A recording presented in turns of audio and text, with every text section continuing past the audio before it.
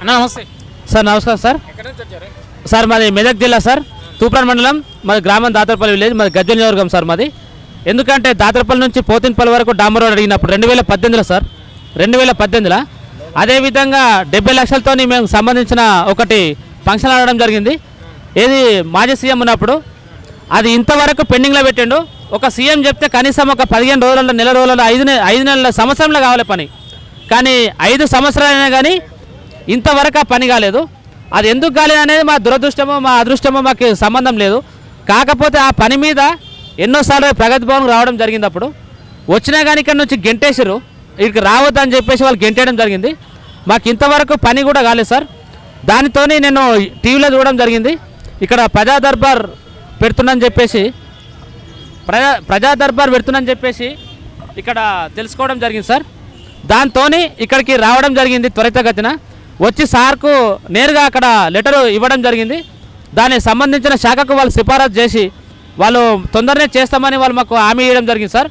ఎందుకంటే నేనే కాదు, నాలాంటి కొన్ని వేలాది మంది, వందలాది మంది ఒక విలేజ్ నుంచి ఎంతోమంది, చాలామంది సంబంధించిన డబుల్ బెడ్రూమ్లు కానీ, జాగాల సమస్యలు కానీ, ధరణి సమస్య కానీ సంబంధించిన శాఖ ద్వారా ఎంతోమంది, వేల మంది రావడం జరిగింది సార్. దీని మీద మీరు ఏంటంటే సార్, ఒకటి ఈ ధరణి ఇమీడియట్లీ తీసేసి ఈ జాగ సమస్యను మీరు పరిష్కరిస్తే, మాకు మాదిగిట్లో కొద్దిగా జాగ సమస్య ఉంది, మీరు పరిష్కరిస్తే చాలా బాగుంటుంది సార్. ఎందుకంటే మీరు ఈ సీఎం ఈ జట్టు స్పీడ్లో పోతున్న ఈ సీఎంకు చాలా ధన్యవాదాలు సార్. ఎందుకంటే ఇలాంటి సీఎం ఎప్పుడు లేడు, ఎప్పుడు చూడలే. నేరుగా ప్రజలకు కలిసే సీఎం ఇంతవరకు ఎక్కడ ఉన్నాడా సార్? ఎక్కడ లేడు సార్. దయచేసి అదే మీ సమస్యని రేవంత్ రెడ్డి గారికి చెప్పుకున్నారు, తీరుతుందని అనుకుంటున్నారా? కేసీఆర్ గవర్నమెంట్లో చెప్పుకున్న వాళ్ళు దగ్గరికి కూడా రానియలేదు అంటున్నారు. మరి ఈ ప్రభుత్వంలో కొత్త ప్రభుత్వం ఏర్పాటు చేసిండ్రు, ఇప్పుడన్నా సమస్య తీరుతుందని భావిస్తున్నారా?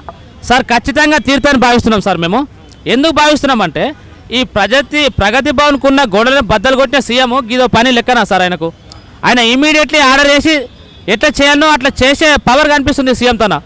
ఈ సీఎం తలుచుకుంటే ఏ పని అంటే ఆ పని ఇమీడియట్లీ చేస్తాడు, ఖచ్చితంగా చేసేస్తాడు సార్ ఆ పని. ఎందుకంటే ఆయన సంబంధించిన శాఖను రెడీ చేసుకుంటున్నాడు. ఆల్రెడీ ఆ గ్రూప్ని రెడీ చేసుకొని ఇమీడియట్లీ ఎట్లా పవర్ఫుల్తో చేయాలనో, అసలు సీఎం ఎట్లుండాలో, సీఎం పవర్ ఏందో ఇప్పుడు సీఎం చూపిస్తుండు. కానీ మా సంబంధించిన ఆ రోడ్డు కానీ, ఆ ఫంక్షనల్ కానీ, ఆ జాగా విషయాలు కొన్ని ఉన్నాయి, ఇవి ఇమీడియట్లీ మాకు చేయాలి సార్. అదేవిధంగా ఈ ప్రజావాణి ఏదైతే ఉన్నదో, ఏ మండల్ కా మండల్, ఏ విలేజ్ కా విలేజ్ సంబంధించిన సెక్రటరీస్ ఉంటారు, వాళ్ళందరూ ఉంటారు.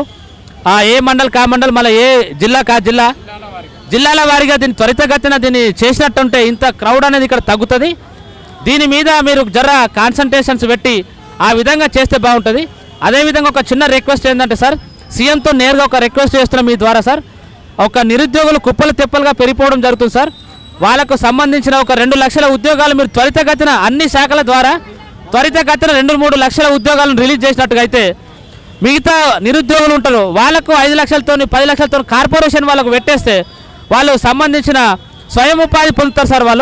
వాళ్ళు సంబంధించిన వెహికల్స్ కానీ, ట్రాక్టర్లు కానీ, వాళ్ళు సంబంధించిన గూడ్స్ కానీ, వాళ్ళు సంబంధించిన కొల్టిఫారాలు కానీ వాళ్ళు ఆ విధంగా డెవలప్మెంట్ చెందితే మీరు తద్వారా మన తెలంగాణ రాష్ట్రాన్ని గవర్నమెంట్ను మనము డెవలప్మెంట్ చేసినట్టు అవుతాం సార్. ఎందుకంటే చాలా లక్షలాది మంది, వేలాది మంది జాగాల సమస్యలతోని రావడం జరుగుతుంది సార్. ఈ సమస్యలు, ఈ ధరణి సమస్య ఒకటి ఈ ధరణి సమస్య ఇమీడియట్లీ తీసేసి మీరు దీని కొత్త నిబంధన చేస్తే మీరు చాలా బాగా ఉంటుందని సీఎం సార్కు మేము చేతులెక్కి మొత్తున్నాం. ఎందుకంటే ఇటువంటి పవర్ఫుల్ సీఎం వచ్చుడు మా అదృష్టమే. అసలు ఇంత జట్టు సీఎం మేము చూడలే. అసలు సీఎం పవర్ఫుల్ సార్. జై సీఎం సార్.